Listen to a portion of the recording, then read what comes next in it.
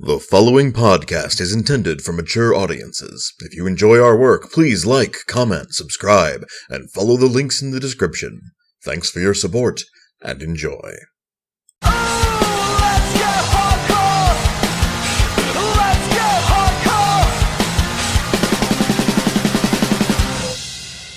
Greetings and salutations, listener. It is I, Eric J. Chucky, joined, as always, by my fellow wizard, the boy. Hey! This is the Two Nerds Podcast, and, yeah. So we found a cool new game. Yeah, I don't know what the hell I was doing on my Xbox One store, but I saw a new game coming out, Wizard of Legend, and I decided to click on it. And I watched a cool trailer about a pixel art game where you run around with a buddy on couch co-op and do cool wizard shit. And I'm like, man, this looks like up the alley of the boy and I. Yeah, anyone who's listened to the podcast before will know that we relish couch co-op opportunities because we're roommates, we spend a lot of time together, and we like playing video games together. So opportunities to do that are great, especially when they're games that look really cool in the first place. So he said, hey, there's a game coming out. You should look at it. It looks right up your alley. So I played the trailer and went, so we're buying this, right? I believe we bought it on launch day, did we not? Yeah, we did. We are not the people who cover the new thing, as you may have noticed at the Two Nerds Podcast. We usually cover the video games about 2 to 2.5 years after they come out. But this one looked really cool. It was pretty affordable, and it was a kind of game, like the kind of cooperative experience I like playing with you. Yeah. And it's about wizards, and look, I'm not going to even try and pretend to be neutral on that subject. And I like pixel art, so, you know. I'm sure they didn't make the game for us, but boy howdy did they do a good job of accidentally doing so. This is a game, by the way, that was made by Contingent 99, which is an indie game studio working in LA. They're a 2-person dev team. Which, fucking kudos, guys. I don't know if you'll ever see this, or hear it, rather, if you become one of the listener, but if you do, Jesus, there's just 2 of you. There's 2 of us, and I know what 2 people can get done, and we sure as fuck haven't made a video game. Well, I mean, we've made, like, several books worth of RPG material, but, That's true.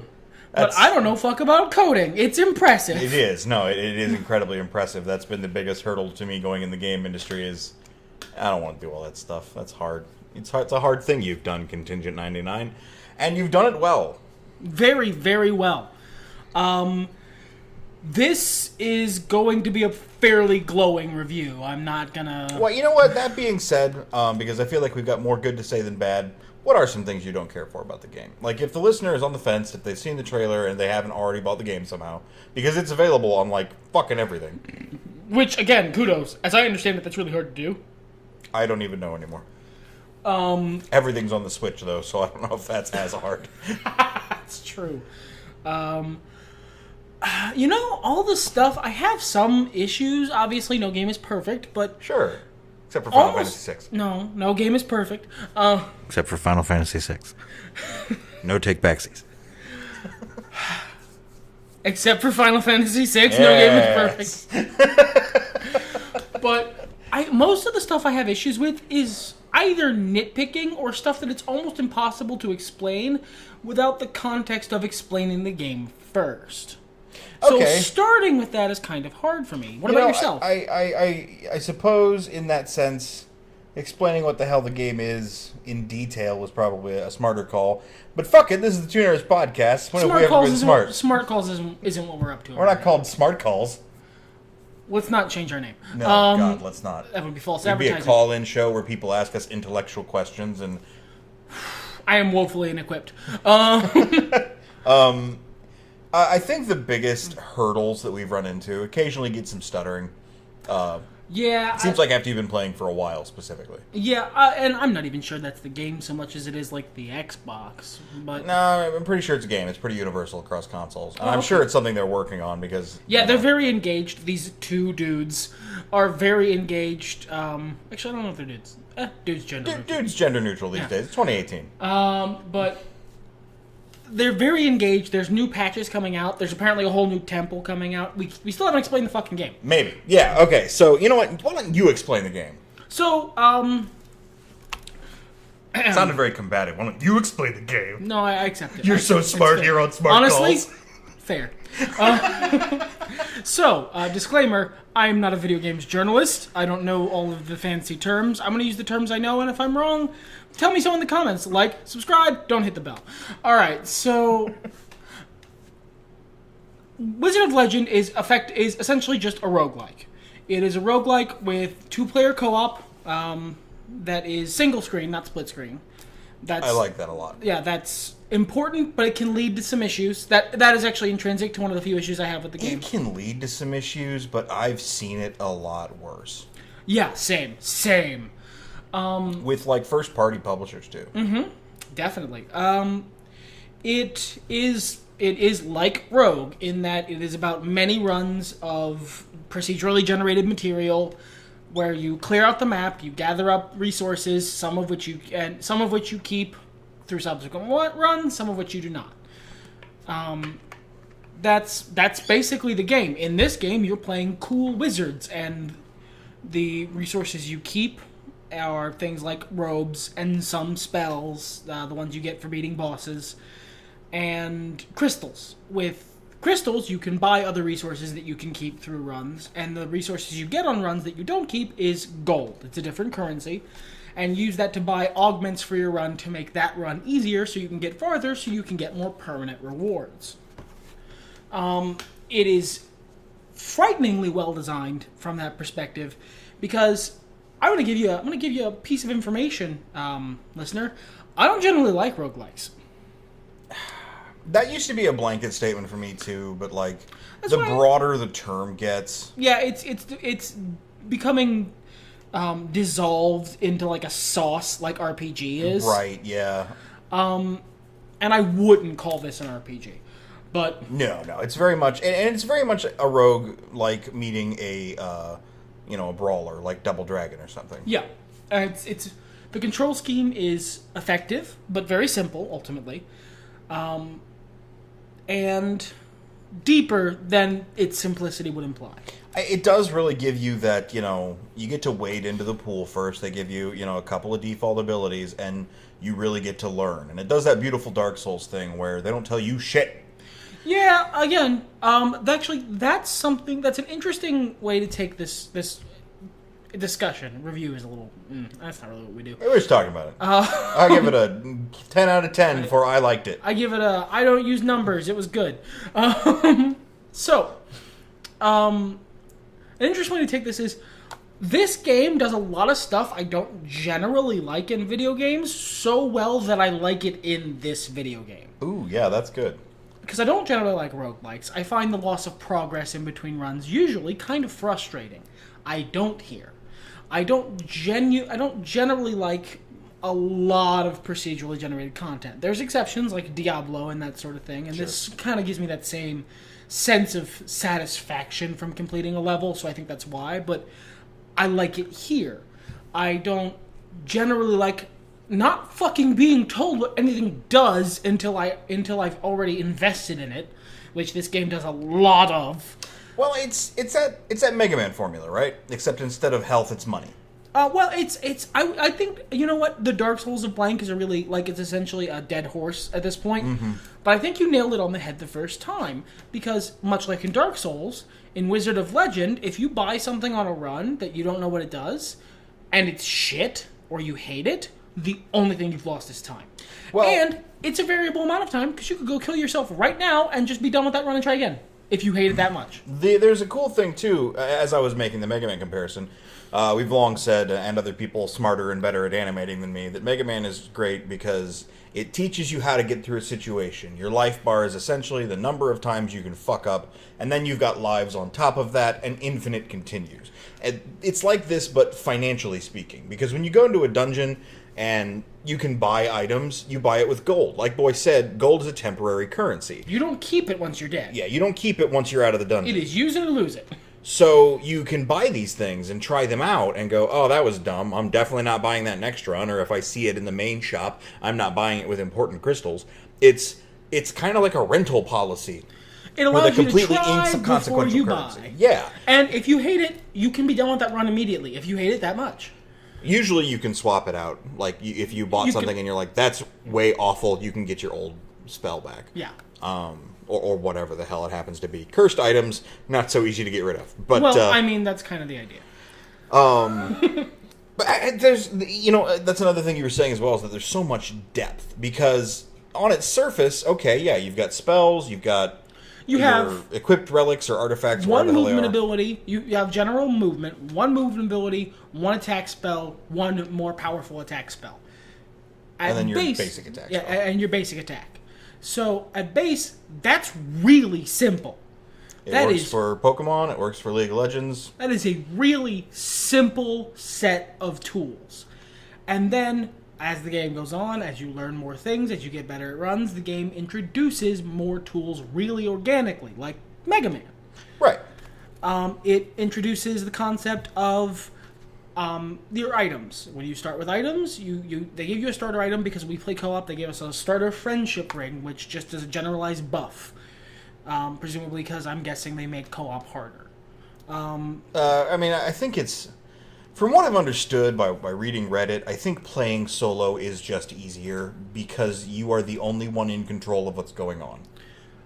You know what? We've noticed that on occasions when one of us has died and the other one has to, like, carry the load and, like, clutch play us and get us through to resurrection. It almost seems easier by yourself because there's less to keep track of. Speaking of, the resurrection mechanic in this game is really cool. You die and your ghost floats around, and instead of pressing your buttons to make spells, you just do cute little emotes. But when your still living friend kills enemies, they drop little green orbs. You collect a number of those little green orbs, you press the A button, you're back to life. That's simple, clean, it's a little obtuse. That's actually one of my complaints, is that it took us a few runs to figure that out. Well, I was picking up the orbs. We also might just be stupid. Well, no, and it wasn't even that I didn't figure it out. I was picking up the orbs. I figured they had something to do with resurrection. Same, but then we were bad at the game, yeah, so we died before I got enough orbs. Yeah, the other one would just die before we would get enough orbs. But, because you're sort of naturally driven to collect the thing. It's a shiny thing, might as well grab it. It makes a bar go up, that's probably good. Unless it's being sold by the man who runs Needful Things, then maybe don't grab it. But actually do, because they might be pretty neat. Yeah, I guess Mr. Gaunt is kind of nice in this setting. Yeah. He's, Leland is in a good mood today, because he sells really cool items.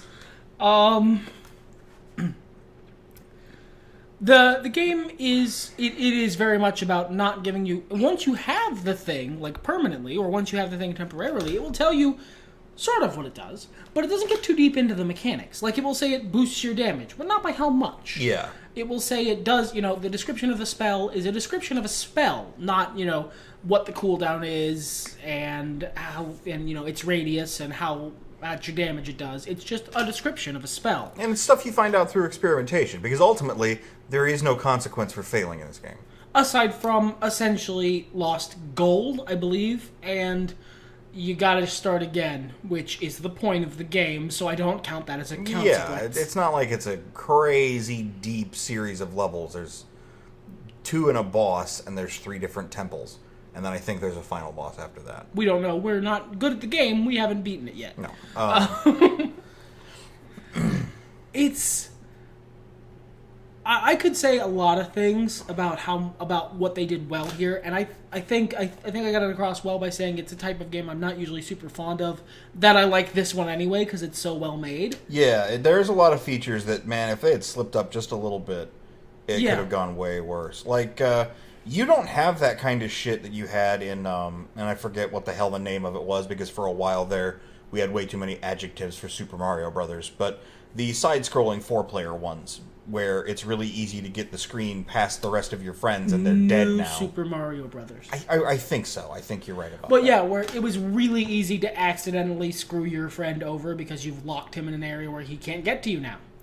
Well, and we haven't really done that in this game. And I've even played other beat-em-ups and other top-down games where that was the case. And it doesn't happen very often, One of my few nitpicks with the game is revolved around that sort of problem, though, is that... And, alright, so all of this may be untrue. I can only speak as because the game is so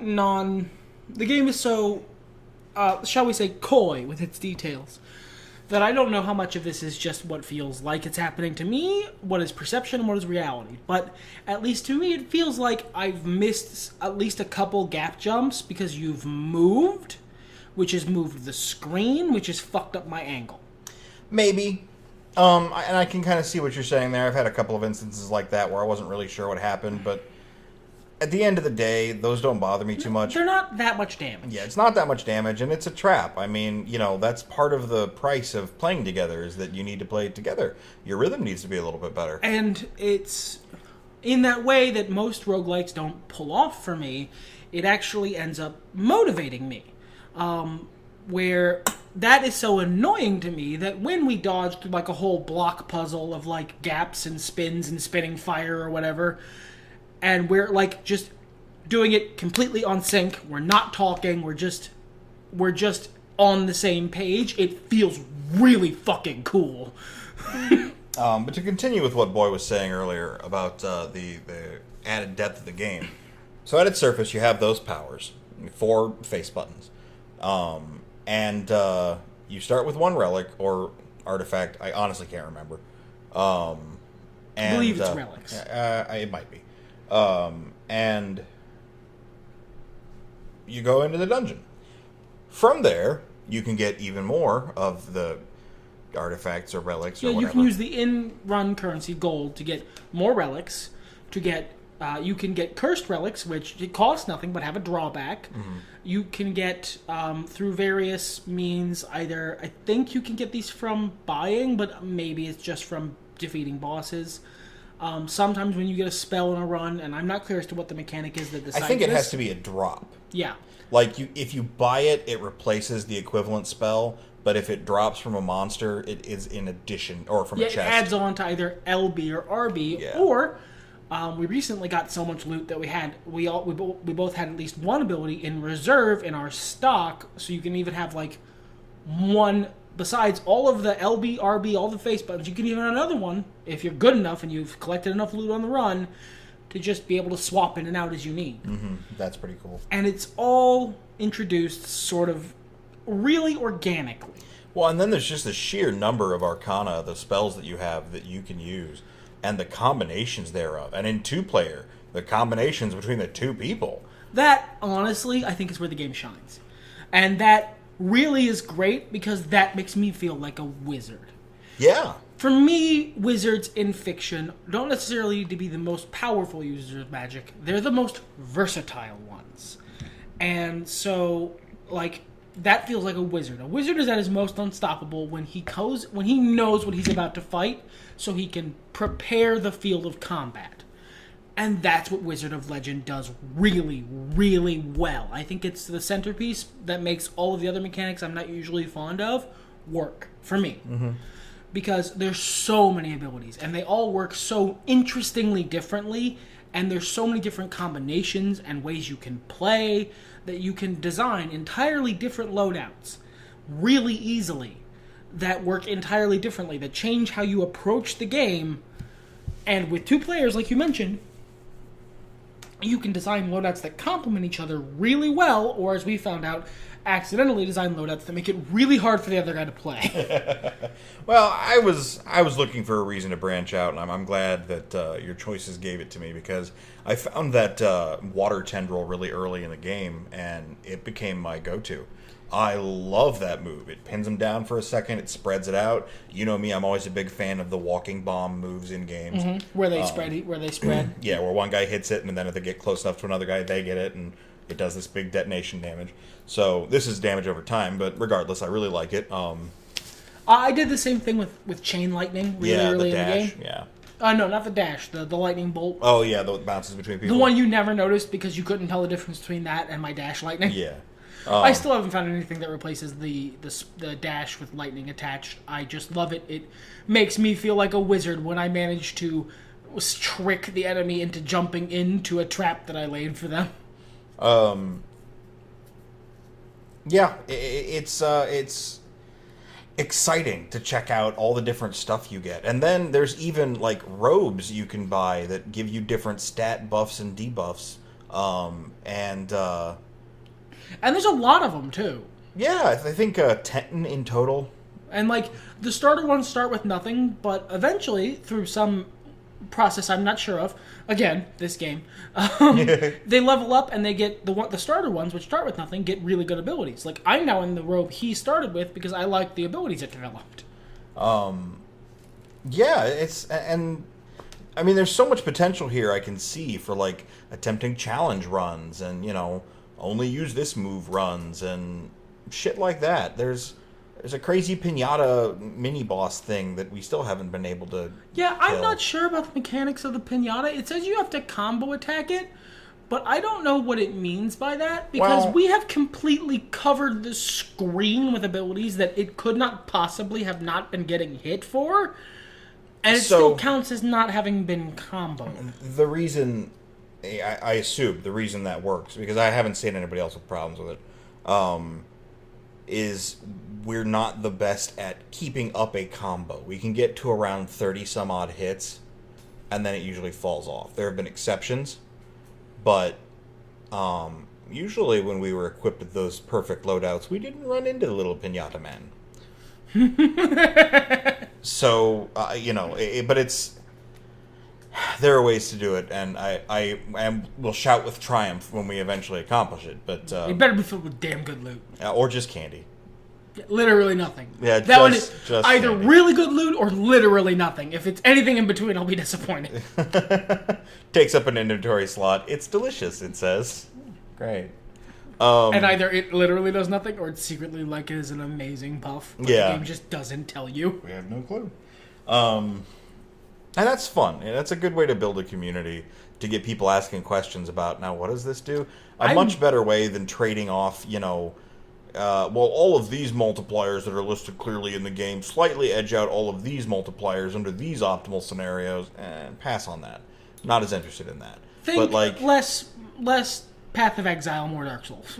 Yeah, I mean, yeah, I hate to be that guy, you know. Because, I mean, I like both, but it's okay to have preferences, homie. well, no. But comparing something to Dark Souls, I hate to be that guy. I mean, it's... Well, you could use Mega Man, too. Yeah. Mega Man didn't tell you what stuff did. No. It was too early in video games. They just sort of showed you Mega Man using it and was like, you'll figure it out. You'll figure it out. This game does a little more than that. Sure does. It gives you some descriptions. And I really like that. And I like the way the new spells pop up, and sometimes you find something you've never seen before, and that's exciting. And sometimes you just you go through a run, and since it's procedurally generated, you take a left. Oh, there's the boss room. Okay, beat the boss. Take a right. We don't want to do more of the map. Oh, there's the merchant. We call him the potion seller, if that tells you what we usually buy from him. I believe He sells the potion. We're bad at the game. We need the potion. Artisan Andres, I want to say his name is. Sure, potion seller. Yeah, yep, Artisan Andres. We usually just run around screaming, "Potion seller! Potion seller, where are you? Potion seller, we have your woman, potion seller." I think, I'm not sure if, for me, because this is very personal, I've heard a couple games be criticized that they're not necessarily fun in of themselves. They're fun because they're fun to play with other people. Most notably like the Friday the 13th games and things like that. Sure. I haven't played this game by myself, neither of you, so we're not speaking from a fully informed position, but I don't think that's true of this game. It's probably more fun because we're playing together, but I think it'd be very fun by itself. What do you think? Oh, yeah, man, definitely. I agree. We have a sacred pact between us. We've started this game together, and so shall we continue to play it until one of us gets bored. That's probably going to be you. It's been everything in me several days this week not to pick the game up and just see what there is to see. I have more video games I could be playing, and for me, it's a weird thing about video games is, much like Rock Band and a couple other games, I definitely would have played these games by myself, but now that they're co-op games, in my head, they're co-op games. Sure, I respect that. I would like to take a minute to applaud the art and the music. This is really quality pixel art, really high quality animations. The way the crazy kung fu the wizards do when you do certain attacks is just gorgeous. I agree. I'm not pixel art guy, and even I like this. Like, it's... I enjoy good pixel art, but it's not something I'm passionate about, unlike you. Right. And again, this game does it so well that I really like it. It feels really cool. All the spell effects feel really impactful. Yeah, and when you charge up your super meter and you get that after image, that's so cool looking. God. Again, memes and inside jokes you didn't ask for and aren't interested in. Neither of us... No, you have watched the first season of Naruto in subbed anime, yes? Yes. Okay, I've never seen a single episode of Naruto, but for some reason, the first time I saw that, I went, oh god, you're the Hokage now. And that's what it's called now. I've seen other people mentioning the same thing, actually, so we're not alone in that regard. Wow, okay. That's really interesting. There was something else I wanted to mention. Another perfect encapsulation of the delight and discovery and risk in this game is we went through, and in Andre's shop, there was this horse mask. Oh god, the fucking horse mask. Was it the equestrian hood or something like that? It's better. It's like the Equestra hat or something like that. I forget. Look it up on the wiki. They have a wiki, or just buy the fucking game. It's like $15. Honestly, all right. We normally open with this, but buy this fucking game. If anything I have said sounds remotely interesting to you, and you haven't bought this game, buy this game. Yeah. It's really good. Support your indie devs, man. But it's not even about that. It's just a really good game. Equestra Helm. Equestra Helm, yes. Well, we'd seen it a couple of times, and we had a bunch of excess gold, and you were like, I'm buying the horse hat. And it did exactly what I thought, in that it gave me a horse hat, like the terrifying horse mask, and upped my speed a little. God. That was simultaneously the best and worst investment we've made on any single run. And that's kind of awesome. Like, at first it feels a little like, well, that's not optimal, but, you know... Like, I embraced the you're only losing time in this game in a way that I was never able to. You took to it fast. Like, and I've said that about Dark Souls, especially Dark Souls 3, a lot. You said it about Mega Man as well. About Mega Man, and notably, I'm not a huge fan of either of those games. I took to it in this game way quicker and more, it just feels better. Because, if a run goes shitty, oh no, now I gotta go back to my fun wizard college, look at all the abilities I unlocked, maybe buy some new abilities with all the crystals I got, and then go do it again. Yeah. And it's still fun. Damn, I get to play the game more. Oh no, Shit. I get to play the game more. And I've heard people say that before, and it didn't sound right, because I found that experience really frustrating, so I didn't understand. And I understand now in a way I didn't before. Yeah. But, and that's from two dudes who haven't been able to reach this so-called final boss. Like... Yeah, look, my try-hard boots are on. I'm getting there. Oh, yeah. And, like... I'm bad at video games, but, look, 10,000 hours, enough practice, and I will get good at this game. I will GIT, I will beat that boss. And, I remember we first fought the fire boss, and we were like, she's impossible. How the hell do we do this? And she was literally the first boss we beat. Yeah, no, I think we beat Earth Guy first. Did we? Maybe we did. We beat Earth Guy first. But then we curb stomped her the next time. Yeah, and then we died. And then we got to a new run, we got to Fire Lady, and then we just exploded her face off, and I felt so powerful. Yeah, it was awesome, man. But now that we've given plenty of time to the good of this game, now that we have context for how much we like the game and what the game is, what are some things you don't like? You know, I think I've woven them in there pretty much as we were going along, and I'll recap a little bit and add one thing that you mentioned at first, but I saw later when I was using other powers. Sometimes jumping those gaps is hard, but that's okay because they're traps and it's supposed to be. Yeah, that's part of the challenge. I find it frustrating, but in a good way. A lot of people find it really frustrating. This is not a personal criticism, but that you don't know shit about what you're getting until you get it. But that's part of the fun of the game. That's kind of the idea. It's kind of a gamble. I mean, that's the fun of it. It's like why gacha games are so popular. You pull the little lever and you see what you get. Again, I don't like gacha games, but this works. Yeah. the stuttering is not great. I'm hoping they'll figure out what the hell is causing that. It hasn't gotten me like overly damaged or killed yet, so I'm not super concerned. Yeah, it's not like game-breakingly, and in the end, like you said before, oh well, I get to play the game more if it does cause you to die. But it fucks with your rhythm. The stakes are never so high that it really hurts, but it does fuck with your rhythm. It does suck you out of the game a little bit. The game would be that much better if that didn't happen. The only other thing that's a real problem is that sometimes the game doesn't know which way it wants you to face. Yeah, the directionality of certain abilities, it's actually one of the reasons I changed from Chain Lightning, is that I kept missing because the game and I were disagreeing as to what way I was facing. I thought I was facing northeast. They determined it was... the test determined that was a lie, and I was facing north.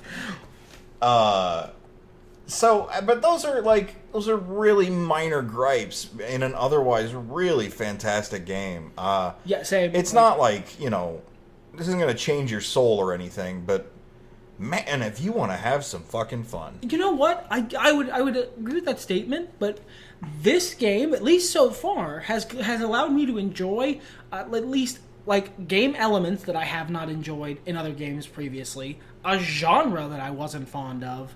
This game, I don't know that it's going to change the way I look at gaming or anything, but this game, at the very least, is an exception to some rules that I had not found exceptions to yet. That's true. A couple other things I forgot about completely, now that we're wrapping up here, as we've hit that magical 30-minute mark.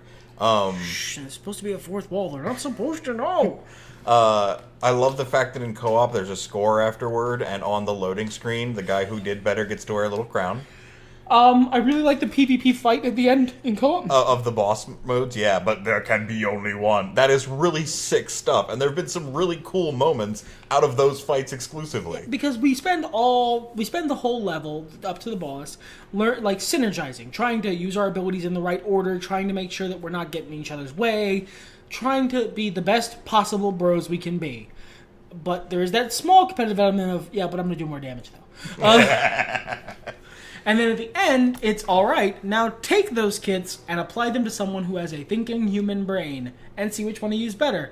And we've had tight, like down to the wire. We come down to like 10 health, 0 health.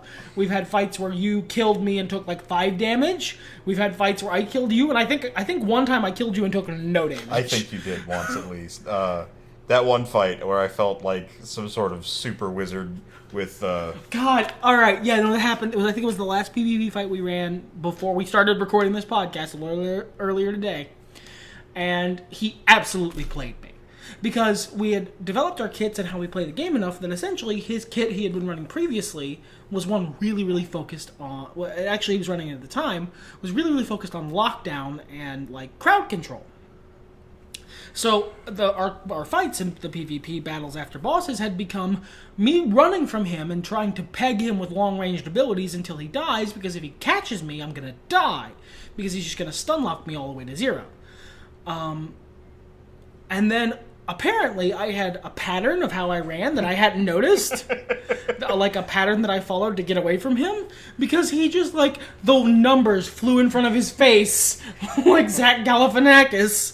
The battle started, I dodged, I'm like, alright, cool, now I gotta approach him. He fired one ability away from me, I dodged into it, and he just wrecked me. He completely played me. It was honestly really inspiring to watch. It was really cathartic too, after so many of those fights where I can't get my fucking hands on you, much less deal damage to you. Because I'm good at dodging. I'm good at using the mobility in the game. Yeah, because your little electric zappy things through your dodge have taught you to dodge a lot, whereas I only dodge at like key moments or panic moments. And it's taught me how to dodge in ways that zone off sections of the map from my enemies. I can dodge in a way with that ability where you can't get to me or you're going to get zapped. Yeah. And that's what's cool about this game and these spells. And you guys, each and every one of the multiple personalities of Ultimo Dragon that's listening to this podcast right now, will go into this game and play a completely different kit from the ones we adopted quickly, which are completely different kits from the ones we had when we ended the game last time. So that's the beauty of this. There's so much there. It's so much customization, so much to enjoy. Genuinely a really good experience that I'm looking forward to playing more of. Yep. I think we're done here. I think we're done here. Everything's better when nerds talk about it. Fuck it, let's go home!